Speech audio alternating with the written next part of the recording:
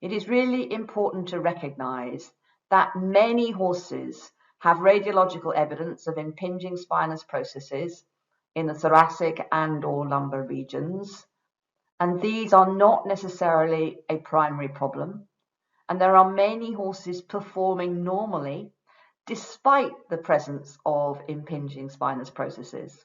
The shorter back conformation that the horse has, the more likely it is to have close impinging spinous processes, as observed in the radiograph here. This horse did not have associated clinical signs. We also have to appreciate that horses react to discomfort on an individual basis, and some horses can cope with low-grade, either unilateral or bilateral lameness without the owner recognizing a performance-limiting problem. And that problem, depending on the underlying cause, may not be progressive. So, for example, a horse jumping at 1.40 meter level may have a low-grade lameness, which is not progressive, and because the horse is jumping well within its athletic capability, the overall performance is not unduly compromised.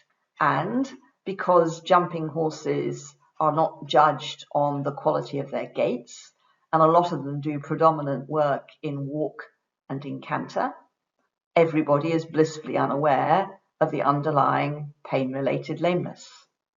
However, there may be other musculoskeletal adaptations, such as increased tension, abnormally increased tension in the epaxial muscles of the thoracolumbar-sacral region, and any intervention, such as a physiotherapy treatment or osteopathy or chiropractic manipulation, may, by increasing the range of motion of the thoracolumbar-sacral region, make the underlying problems more apparent by effectively destabilizing the horse. So the horse may just look stiff behind, and then you perform the intervention, and then more overt lameness may become apparent. So we have to be a little bit careful on what we do with these horses if they are performing satisfactorily despite a problem.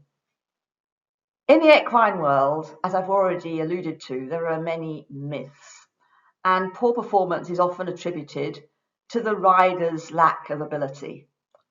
There tends to be a blame culture by the coach, and a lack of an appreciation that a lame horse can make even a good rider appear relatively ineffective.